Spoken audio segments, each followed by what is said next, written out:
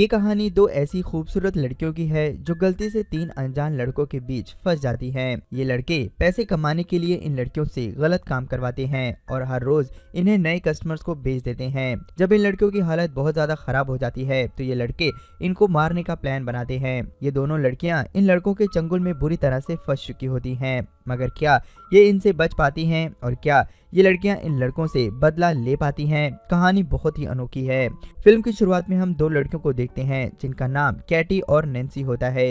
ये दोनों एग्रीकल्चर की स्टूडेंट होती हैं और आगे की स्टडी के लिए न्यूयॉर्क के फार्म में जाने वाली थीं। ये दोनों बहुत ही ज्यादा खुश थीं कि इसी बहाने ये न्यूयॉर्क भी घूम लेंगी। इन दोनों के अंकल जैसन इन्हें लेने आते हैं। ये दोनों उनके साथ उनके घर चली जाती हैं, जहां उनकी मुलाकात जैसन की गर्लफ्रेंड से होती है। जैसन की गर्लफ्रेंड इन्हें देखकर बहुत खुश होती है। अंकल जैसन एक FBI एजेंट होते हैं। ये जानकर इन लड़कियों को भी कुछ अनोखा करने का मन करता है। ये दोनों नए शहर में अपना नाम बदल लेती हैं। कैटी अपना नाम हैदर और नैन्सी अपना नाम रैपली रखती है। अगली सुबह जैसन उन्हें बस स्टॉप पर लेकर जाता है ताकि उन्हें न्यूयॉर्क की बस पकड़ा सके। जैसन भी उनके साथ खड़े होकर बस का इंतजार करता है। तब नैन्सी कहती है कि हम चले जाएंगे और फार्म पहुंचकर आपको मैसेज कर देंगे। तब जैसन उन्हें कोड वर्ड का इस्तेमाल करने के लिए कहता है। तब कैटी कहती है कि जब वे हर तरह से सेफ होगी तब एप्पल लिख कर भेजेगी। अंकल जैसन कहते हैं कि अल्फाबेट हमेशा चेंज करते रहना जिससे तुम्हारे कोड का किसी को भी पता ना चल सके, यानी कि एक कोड का इस्तेमाल सिर्फ एक बार ही करना। वहीं दूसरी तरफ हम देखते हैं कि रोड से गुजर रहे दो लड़के कैटी और नैन्सी को बहुत ही गौर से देख रहे होते हैं। अंकल जैसन के जाने के बाद दोनों लड़कियां पास के एक कैफे में कॉफी पीने जाती हैं। वहीं पर वे दो लड़के भी आ जाते हैं जो उन्हें रोड पर देख रहे होते हैं। वे दोनों अपना नाम जेड और लूकस बताते हैं। वे दोनों इन लड़कियों से बात करने लगते हैं। बातचीत के दौरान ये दोनों अपना नाम हैदर और रैप्सी बताती हैं। ये दोनों बताती हैं कि हम एग्रीकल्चर फार्म जा रहे हैं। वे दोनों लड़के कहते हैं कि हम भी उधर ही जा रहे हैं, आप लोग चाहो तो हम आपको छोड़ सकते हैं। कैटी उन्हें मना कर देती है। जब जेड और लूकस जाने लगते हैं तो नैन्सी कैटी को साथ चलने के लिए मना लेती है। इस तरह दोनों उन लड़कों के साथ एग्रीकल्चर फार्म के लिए निकल पड़ती हैं। रास्ते में ये दोनों गाड़ी एक घर की तरफ मोड़ देते हैं जो कि जंगल के बीच बना हुआ था। ये देखकर कैटी और नैन्सी थोड़ा घबरा जाती हैं और उन्हें फार्म चलने के लिए कहती हैं। तभी घर के अंदर से जेड और लूकस की मॉम आती हैं और उन्हें अंदर लेकर चली जाती हैं। वे कहती हैं कि चाय पीकर जेड और लूकस आपको छोड़ देंगे। उसी वक्त अंकल जैसन का मैसेज आता है। तब कैटी उन्हें कोड में एप्पल लिखकर मैसेज कर देती है कि वह ठीक और सेफ है। अंकल जैसन सोचते हैं कि वे फार्म पहुंच चुकी हैं। इसके बाद जेड और लूकस की मां उन्हें कुछ खाने के लिए देती हैं, जिसे खाने के बाद उन्हें नशा सा होने लगता है। वे समझ जाती हैं कि वे खतरे में हैं और वे तुरंत बाहर की तरफ भागती हैं, लेकिन वे ज्यादा दूर नहीं जा पाती और बेहोश होकर गिर जाती हैं। जिसके बाद जेड और लूकस उन्हें उठाकर अंदर ले आते हैं। जब इन दोनों को होश आता है तो वे अपने आप को एक जंगल में कंटेनर के साथ बंधा हुआ पाती हैं। ये सब देखकर ये दोनों बहुत ज्यादा डर जाती हैं और जोर जोर से मदद के लिए चिल्लाने लगती हैं। उसी वक्त जेड आकर उन्हें बताता है कि तुम जंगल में ऐसी जगह हो जहां दूर दूर तक कोई इंसान नहीं है, इसीलिए तुम्हारे चिल्लाने का कोई फायदा नहीं होगा। उसी वक्त बोरिस नाम का एक आदमी आता है और नैन्सी से कहता है कि तुम्हारे मोबाइल पर किसी जैसन का मैसेज आया है। तुमने लास्ट मैसेज के साथ एप्पल लिखा है, इसका क्या मतलब है? कैटी उसे बताती है कि ये एक कोड वर्ड है जिसका मतलब है कि हम सेफ हैं। तब बोरिस दोबारा मैसेज लिखता है कि हम ठीक हैं और फन कर रहे हैं।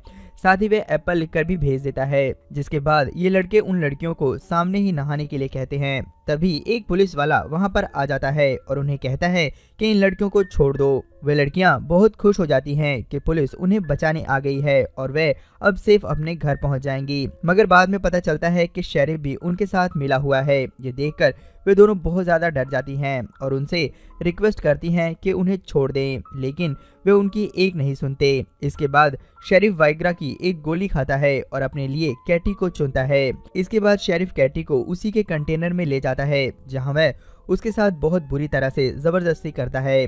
इधर जैसन को कैटी और नैन्सी की बहुत फिक्र हो रही थी क्योंकि कैटी के मोबाइल से जो मैसेज आया था उसमें एप्पल में अल्फाबेट चेंज नहीं थे और एप्पल वर्ड को 2 बार इस्तेमाल किया गया था, जिससे जैसन को शक हो जाता है। इधर वे लोग कैटी के कंटेनर में एक नशेड़ी आदमी को भेजते हैं जो जलती हुई सिगरेट से उसे बहुत बुरी तरह से जलाता है। इसके बाद वे कैटी के साथ भी जबरदस्ती करता है। इसका मतलब ये लोग उनसे जबरदस्ती धंधा करा रहे थे। इन सब में शहर का शेरिफ भी इनके साथ मिला हुआ था। इधर जैसन एग्रीकल्चर फार्म में फोन करके पता करता है तो उसे पता चलता है कि ये दोनों लड़कियां वहां पहुंची ही नहीं हैं। जैसन समझ जाता है कि ये दोनों किसी मुसीबत में फंस चुकी हैं और जल्द ही वे उन्हें खोजने के लिए निकल पड़ता है। इधर कैटी और नैन्सी के साथ और भी ज्यादा बुरा हो रहा था। अब जो अगला कस्टमर आने वाला था उसके आने से पहले उनके चेहरे पर मास्क पहना दिया जाता है। वह कस्टमर भी अपने चेहरे पर एक सुअर वाला मास्क लगा लेता है। इसके बाद जेड और लूकस इन दोनों के चेहरे से मास्क उतारकर इनके चेहरे दिखाता है। कैटी और नैन्सी सुअर वाला मास्क देखकर और भी ज्यादा डर जाती हैं। कस्टमर नैन्सी को चूज करता है और उसे कंटेनर में ले जाकर उसके साथ बहुत बुरी तरह से जबरदस्ती करता है। उसके जाने के बाद जब कैटी नैन्सी को देखती है तो उसकी हालत और भी ज्यादा खराब हो जाती है। इधर जैसन जब जंगल के पास के पुलिस स्टेशन पहुंचता है तो उसे शेरिफ मिलता है। जैसन उसे नैन्सी और कैटी के किडनैपिंग के बारे में बताता है। जैसन उसे बताता है कि वे एक FBI एजेंट है। शेरिफ उससे पूछता है कि आपको कैसे पता कि ये दोनों किडनैप हो चुकी हैं। इस पर वे उन्हें एप्पल कोड के बारे में बताता है। इसके बाद शेरिफ बोरिस को सारी बातें बता देता है।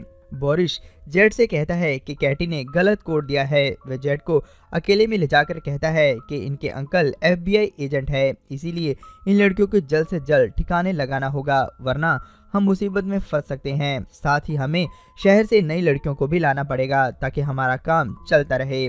कैटी छुपकर इनकी बातें सुन लेती है। इसके बाद बोरिस कैटी के कंटेनर में जाकर उसके साथ जबरदस्ती करता है। इधर जैसन उस रेस्टोरेंट में पहुंच जाता है जहां ये दोनों पहले आई थी। जैसन वहां काम कर रहे एक आदमी से कैटी और नैन्सी की फोटो दिखाकर पूछता है। तब वह उसे बोरिस की गाड़ी के बारे में बताता है। कैटी नैन्सी को बताती है कि वे लोग उन्हें मारने की प्लानिंग कर रहे हैं। उसी वक्त जेड और बोरिस उसी नशेड़ी आदमी को वहां लेकर आते हैं। वे कहते हैं कि हम जल्दी वापस आएंगे, तब तक तुम इन पर नजर रखना। उन दोनों के जाने के बाद कैटी उस नशेड़ी को अपनी तरफ अट्रैक्ट करती है और उसे अपने साथ इंटीमेट होने के लिए कहती है। पास आने पर वे जोर से उसके गले को काट लेती है। ज्यादा खून निकलने की वजह से उसकी वहीं पर मौत हो जाती है। इसके बाद वे दोनों अपनी हथकड़ियां खोलकर पास ही छुप जाती हैं। जब शेरिफ वहां आता है तो वह चुपके से उसकी गाड़ी लेकर भाग जाती हैं। वे दोनों एक स्टोर में जाकर बहुत ही खतरनाक सामान खरीदती हैं। ऐसा लगता है कि उनका इरादा बहुत ही खतरनाक था। कैशियर के पास जाकर वे सबसे पहले बोरिस के घर का एड्रेस पूछती हैं। कैशियर उन्हें बोरिस के घर का एड्रेस बता देता है। इधर जैसन भी कार इंश्योरेंस कंपनी में जाकर बोरिस के घर के एड्रेस का पता कर लेता है। इधर बोरिस अपने घर में म्यूजिक लगाकर एंजॉय कर रहा होता है। तभी कैटी और नैन्सी आकर टेनिस बॉल में कीले लगाकर उसके चेहरे पर मारती हैं, जिससे कि वह बेहोश हो जाता है। जब उसे होश आता है तो वह खुद को एक टेबल के साथ बंधा हुआ पाता है। बोरिस उन्हें पैसों का लालच देता है, लेकिन उन्हें तो बदला लेना है। सबसे पहले वे उससे सुअर के मांस वाले आदमी का नाम और पता पूछती हैं। ये जानने के बाद वे किलो वाला बैट उसके पिछवाड़े में घुसाकर मार देती है। उसी वक्त जैसन भी बोरिस के घर पहुंच जाता है। बोरिस की चीख सुनकर वह अंदर आता है तो देखता है कि बोरिस मरा हुआ है। उसे घर के पीछे से गाड़ी की आवाज सुनाई देती है। जब वह वहां पहुंचता है तो दोनों वहां से जा चुकी होती हैं। इसके बाद जैसन शेरिफ के पास आता है और वहीं खड़े होकर कैटी को फोन लगाता है। कैटी का फोन शेरिफ के पास ही बजता है। जैसन समझ जाता है कि शेरिफ को सब पता है, लेकिन तब तक बहुत देर हो चुकी थी और शेरिफ उसे गन पॉइंट पर ले लेता है। इधर कैटी और नैन्सी एक चर्च के पास जाती हैं। असल में सुअर वाले मास्क वाला आदमी इसी चर्च का फादर होता है। वे दोनों चर्च के अंदर चली जाती हैं। सामने से नैन्सी बेसबॉल लेकर उसके पास जाती है। फादर उसे पहचान लेता है। तभी पीछे से कैटी उसके सर पर वार करके उसे बेहोश कर देती है। इसके बाद वे दोनों फादर को अपनी गाड़ी में बांधकर काफी दूर तक घसीटती हैं। इसके बाद वे एक स्टोर से पेट्रोल और माचिस खरीदती हैं, जिसके बाद वे दोनों फादर पर पेट्रोल छिड़ककर उसे जिंदा ही जला देती हैं। अब हम शेरिफ को देखते हैं, जिसने अपने घर में जैसन को बांध रखा होता है। शेरिफ दो नई लड़कियों को अपने घर में किडनैप करके लाता है। वे उनके साथ कुछ करता इससे पहले कैटी और नैन्सी वहां पर आ जाती हैं। कैटी उसके सर पर मारकर उसे बेहोश कर देती है। जब उसे होश आता है तो वह अपने आप को कुर्सी से बंधा हुआ पाता है। वे दोनों शेरिफ की गन में एक गोली डालकर शेरिफ से गेम खेलती हैं। कभी नैन्सी उसे गोली मारती है तो कभी कैटी, लेकिन वह हर बार बच जाता है। इस तरह से शेरिफ बुरी तरह से डर जाता है। अंत में शेरिफ मुस्कुराता है, उसे लगता है कि वह बच गया है। तभी कैटी उसके सर को गोली से उड़ा देती है। इसके बाद कैटी और नैन्सी उन दोनों लड़कियों को आजाद करके अंकल जैसन को खोलने के लिए कहती हैं। दोनों लड़कियां जैसन को आजाद करती हैं और कहती हैं कि ऐसा करने के लिए उन्हें 2 लड़कियों ने कहा है। जैसन समझ आता है कि ये और कोई नहीं, कैटी और नैन्सी ही हैं। अब हम जेड और लूकस की मॉम को देखते हैं जो अपने घर में ड्रिंक कर रही थी। अचानक से वह बेहोश हो जाती है। जब उसे होश आता है तो वह अपने आप को एक कुर्सी से बंधा हुआ पाती है। उन दोनों ने जेड को भी उसके सामने बांध रखा था। कैटी और नैन्सी बेसबॉल से जेड पर अटैक करके उसे गिरा देती हैं। इसके बाद वे दोनों उसे बेसबॉल से पीट पीट कर मार डालती हैं। इसके बाद जेड की मां को लूकस के सामने ले जाती है। वह गन की नोक पर लूकस को अपनी मां को बेसबॉल से मारने के लिए कहती है, लेकिन वह ऐसा नहीं कर पाता। तब नैन्सी उसे गन से शूट कर देती है।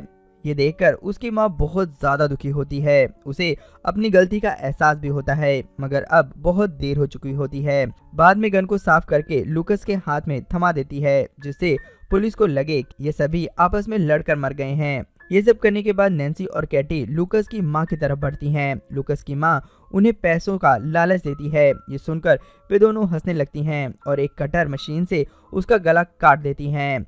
कुछ दिनों बाद जैसन कैटी और नैन्सी के घर जाते हैं और वे दोनों दोबारा से एग्रीकल्चर फार्म जाती हैं। इसी के साथ ये फिल्म खत्म हो जाती है। दोस्तों, इन लड़कियों का बदला आपको कैसा लगा कमेंट में लिखकर जरूर बताएं। ऐसी वीडियोस के लिए चैनल को सब्सक्राइब कर लें